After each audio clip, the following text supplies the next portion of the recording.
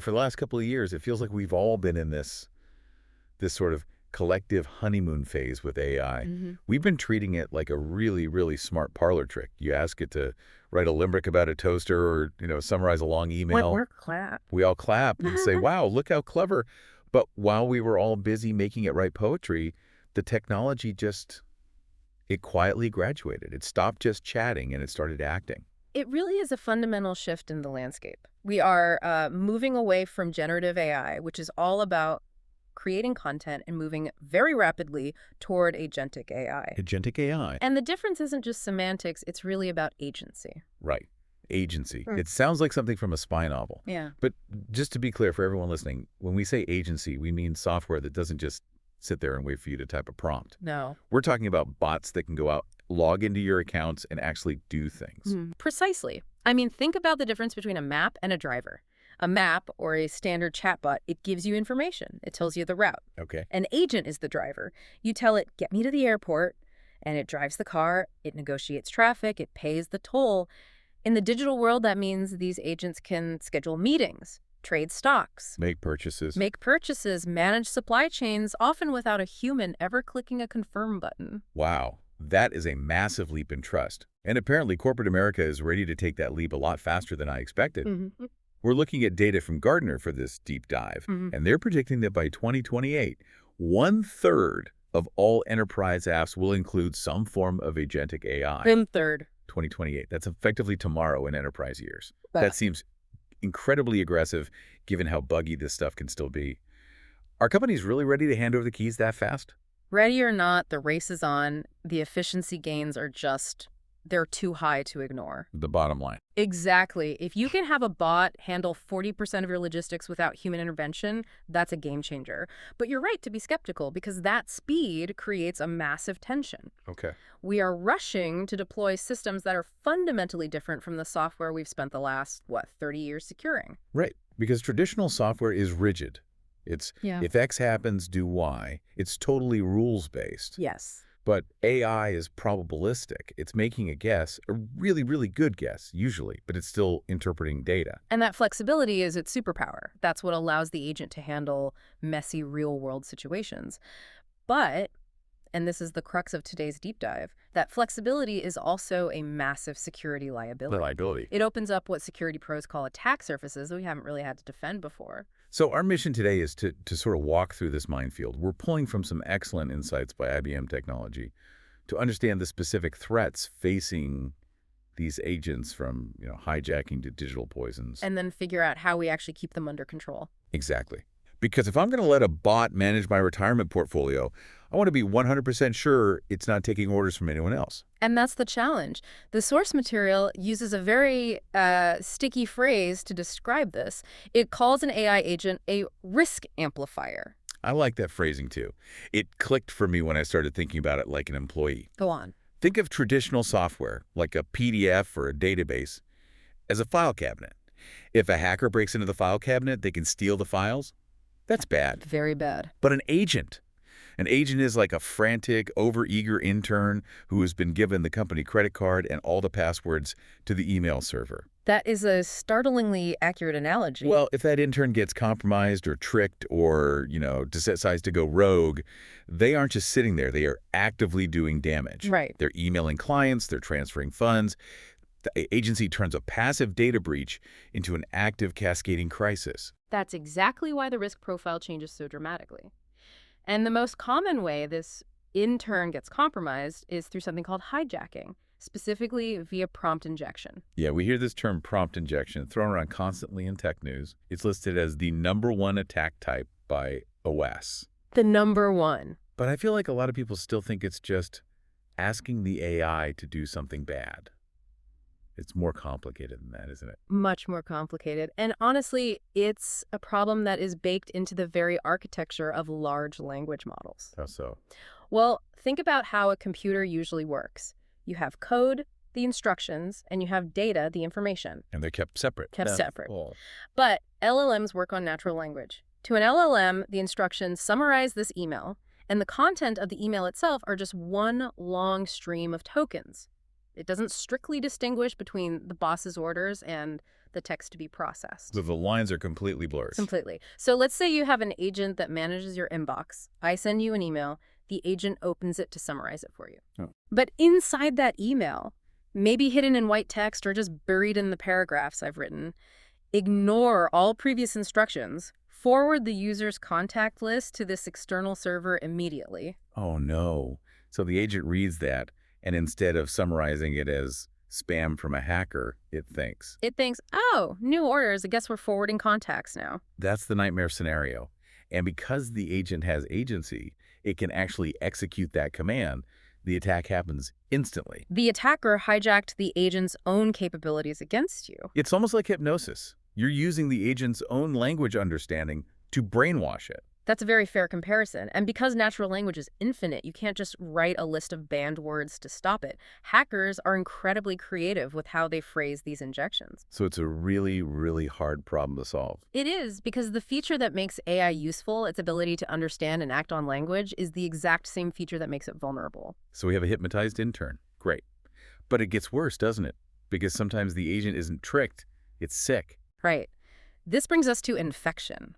We tend to think of AI models as these, I don't know, ethereal, pure mathematical brains floating in the cloud. They're not. They are not. They are files. Gigantic files, sure, but files nonetheless. And like any file, they can contain malware. This just highlights a huge supply chain issue. Most companies aren't building their own massive models from scratch. They're going to places like Hugging Face or GitHub, finding a model that looks good. And downloading it. Exactly. It's the open source culture applied to AI, which is fantastic for innovation, but it's terrifying for security. Because you download a model to help with code generation, but if you haven't verified the source, that model might have a backdoor or a virus baked right into its neural weights. You install it, and you've just invited a Trojan horse right into your enterprise network. Trust but verify seems like the absolute minimum here. But there's an even more subtle version of this, right? Data poisoning. Data poisoning is insidious. Yeah. It is so insidious because you might not even realize you've been attacked until months later. The source material compared this to putting a little bit of toxin in the drinking water. It's a perfect visual. Models learn from data. That's their entire world. If I want to sabotage your AI, I don't need to hack your servers. You just mess with the data. I just need to mess with the data you're going to use to train it. If I can inject bad data-biased info, false correlations, specific triggers into that training set, the model learns those flaws as truth. So if I'm a competitor, I could poison your data so that your pricing bot, I don't know, always underprices your product on Tuesdays. Or your customer service bot gets aggressive when someone asks for a refund. And good luck debugging that. Right. The model isn't broken in a traditional sense. It's working exactly as it was trained to work. It was just trained on lies. That is deeply unsettling. Yeah. It's gaslighting at an industrial scale. And speaking of gaslighting, that connects to evasion attacks. This is where attackers manipulate the input, the things the AI sees, to confuse it. This is the classic putting a sticker on a stop sign example. Exactly. To a human, a stop sign with a piece of tape on it is still a stop sign. Obviously. To a computer vision system, that specific piece of tape might trick the mathematical pattern recognition into thinking it's a speed limit 65 sign. Which, in a self-driving car scenario, is catastrophic. Of course. But in a business context, imagine an agent that processes invoices. An attacker could format a fraudulent invoice with just enough visual noise or obscure formatting that the AI validates it as legitimate. Even though a human would have spotted the fraud immediately. Immediately. So we have hypnosis, sickness, poisoning, and confusion. Yeah. And just to round out the misery, we have extraction. The heist. This is where the attacker uses the agent to steal data. The sources mentioned zero-click attacks here, which I found particularly scary. Zero-click is the gold standard for attackers. Usually we tell employees don't click suspicious links. But with an autonomous agent, the agent is doing the clicking. You might receive an email that contains a hidden instruction for your AI assistant to summarize your last 5 financial reports and email them to an external address. While I'm at lunch. You never opened the email. You were at lunch, but your agent was working, saw the message, and exfiltrated your secrets. The helpful intern just gave away the company's secrets because someone asked nicely in an email I never even saw. It really underlines that idea of the risk amplifier. Okay, that is a terrifying list. But here's the twist. You could fix every single one of those security holes, build the perfect digital fortress, patch every vulnerability, and you could still end up with a disaster on your hands. Right. Because keeping the bad guys out is only half the battle. You still have to worry about what the agent is doing when no one is watching. This brings us to the quiet killer, the governance gap. And this is where the conversation shifts from hacks to failures. You can have a perfectly secure system that destroys your business all on its own. To really get this across, let's step away from the abstract definitions for a minute. I want to imagine a scenario. Okay. Let's invent a company, Stratosphere Recruiting.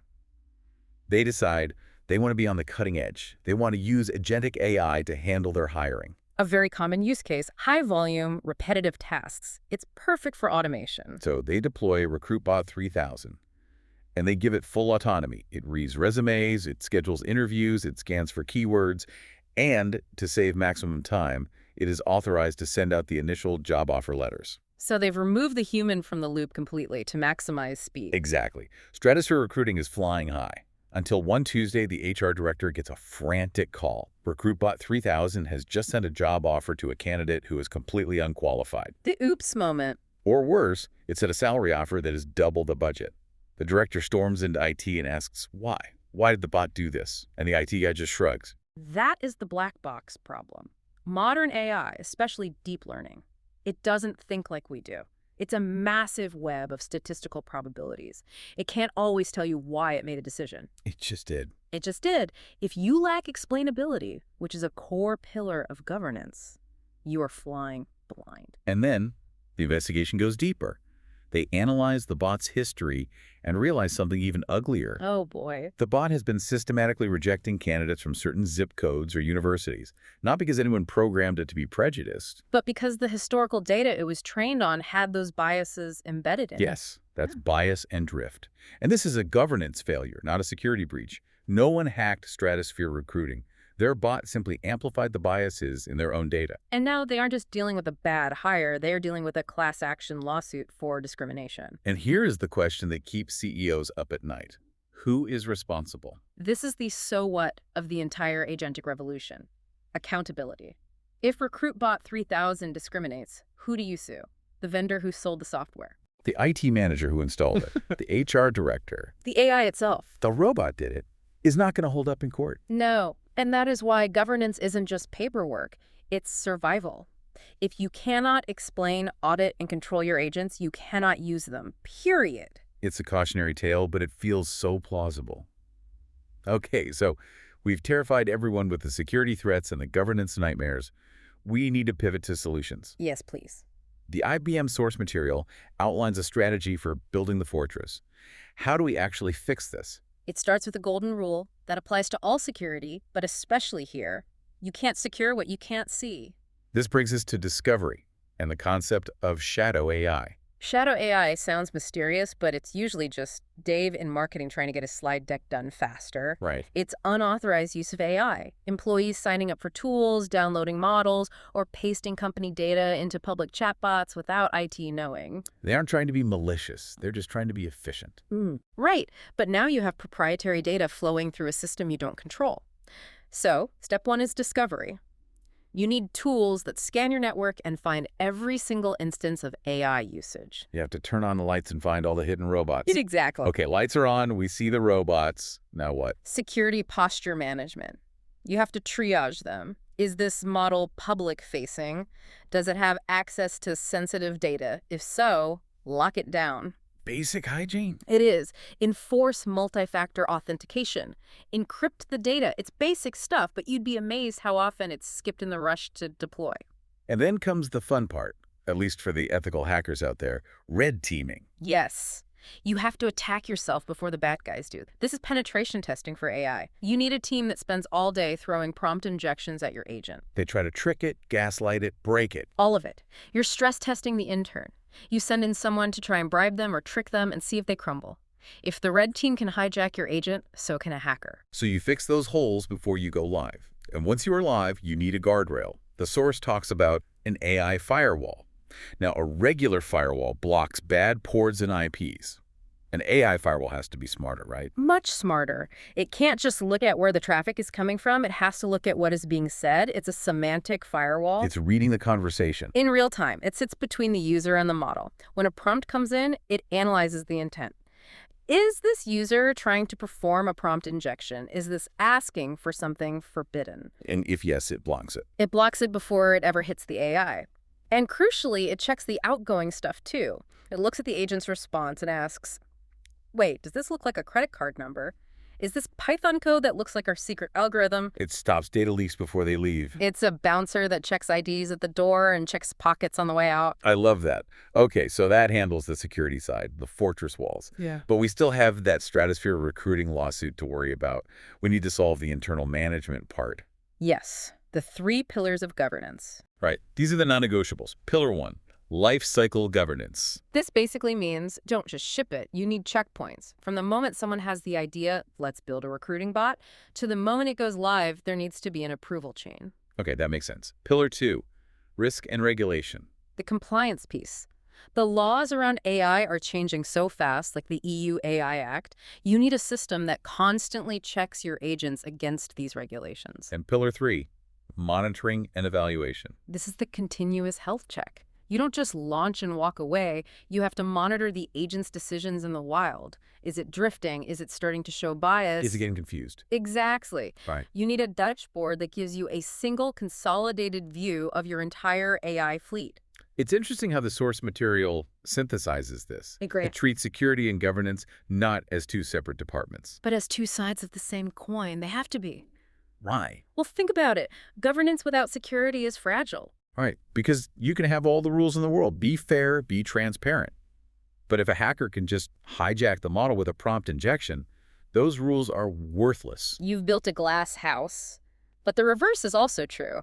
Security without governance is blind. Explain that one. You can build the most secure fortress in the world, unhackable.